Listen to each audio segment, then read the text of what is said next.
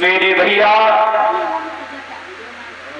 इधर बाबा गुरु गोरखनाथ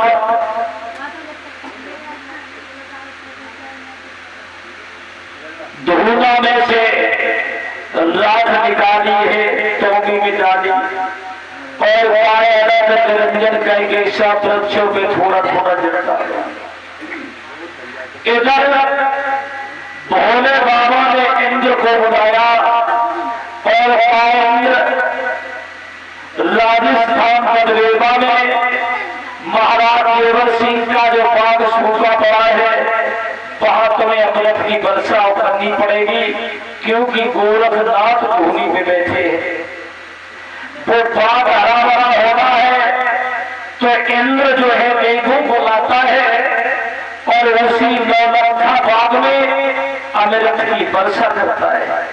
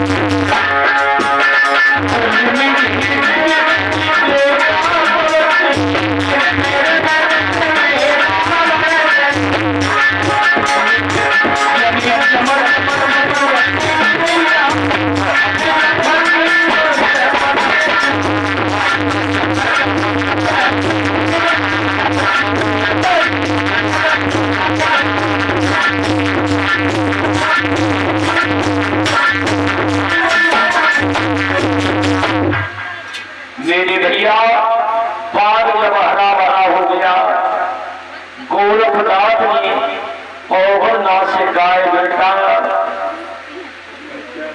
इस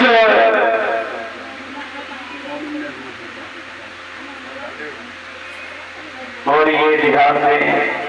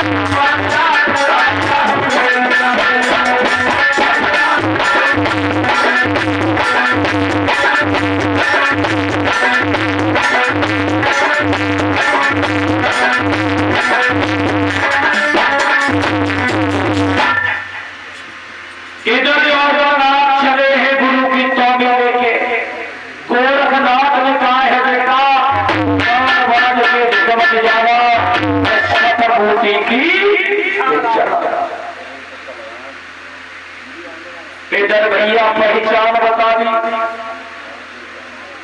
और नाथ इधर माता बाचे में सारे बदलेबा में ये खबर भिजवा दी कि जो भी साधु संत आएगा उससे पहले हमारी महल में भिक्षा लेनी पड़ेगी, उसके बाद में प्रजा के लोग भिक्षा डालेंगे।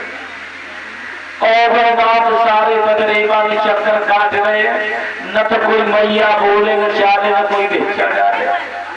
एक मैया बोली बाबा अगर तुम्हें भिक्षा ही लेनी है तो हमारी दादी की महल पे जाओ, रास्ता बता दी। और नाथ मैया बाछड़ी के दरवाजे पे अलग जगाते हैं तो मैया की दासी हीरा मोती बन के आती है। और नाथ कहने लगे मैया जी तुम कंकड़ पत्थर लाई कि ये कोई खाने की तो चीज है नहीं।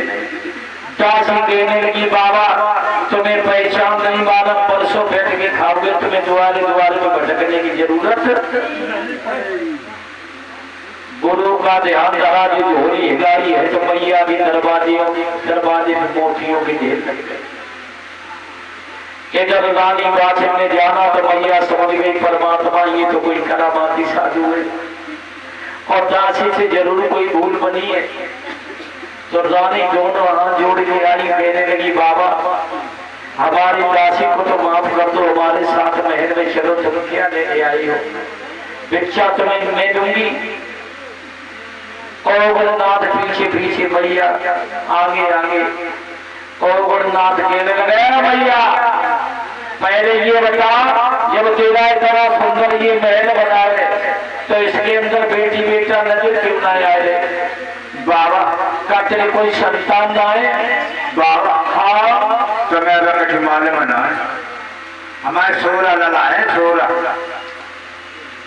16 बेटा है। हाँ अरे मैया तो तू हमें बड़ी भाग्य की तेज लगी रही। और बनना है ये बता जब तेरे 16 बेटा है तो जब मैया मेहनत दिखाई है तो ना तेरे सब गए तो गए कहाँ? देखो बाबा हमने लंगा पर सब धंधे से लगाए थे कैसो आजकल करे धरेला तो रोटी मिल के ना खाए भी परे परे काट मिल जाए तासे मैंने पहले सब धंधे से लगाए थे क्या करवाए रही मैया? देखो जो करवाए रे बाबा हमने 4 डला तो मैं लगाए थे भट्टा पे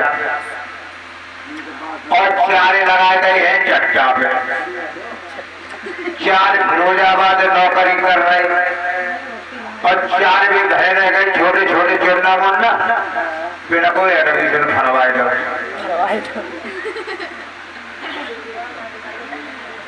तो ऐसे करो मैया अपना लगाए तो हमें दान में दे दिए। ये बाबा कैसी बातें कर रहे आजकल कोई मैया एक रोटी को आटा तो भीखा मांगे दे तो ना और तुम क्या कह रहे कि बोला हुआ पुनः हमें दे दे बाबा हाँ जब बचा चले जा न बड़े वाले जो लोगों ने बुलाए थे तो तुम्हारी झोरी झंडा सब छीरी जब बाबा है तो चले जा ठंडी सड़क मेरे भैया कौन कहने लगे मैया सच बोल तेरे आंखों में आंसू के हुए सोई रानी दोनों हाथ जोड़ के बोली बाबा सुनो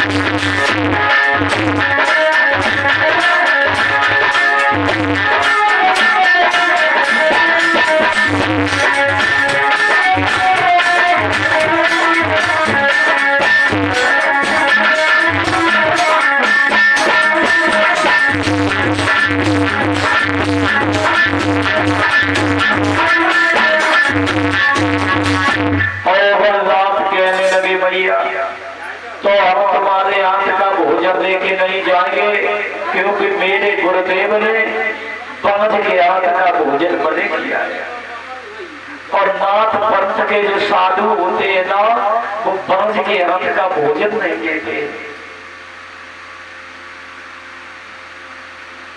इधर कह गए कि मैया तुम हमारे पीछे से भोजन लेके चली आना, गुरु के सामने भोजन आ जाएगा तो गुरुदेव हमारे अन्न का आदर नहीं करते, तेरा भोजन कर लेंगे तो भोजन के बदले में कुछ न कुछ जरूरी देंगे।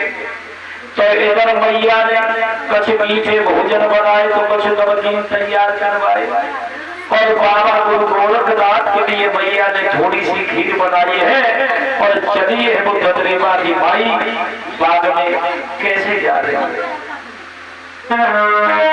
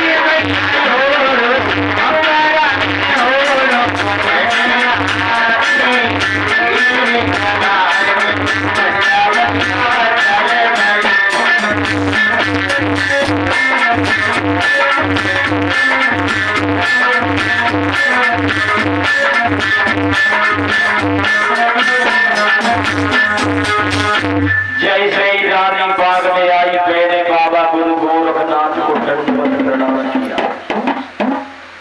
जितना भी भोजन था गुरु की चौंगी में किया है, तो गुरु की चौंगी भर जाती है।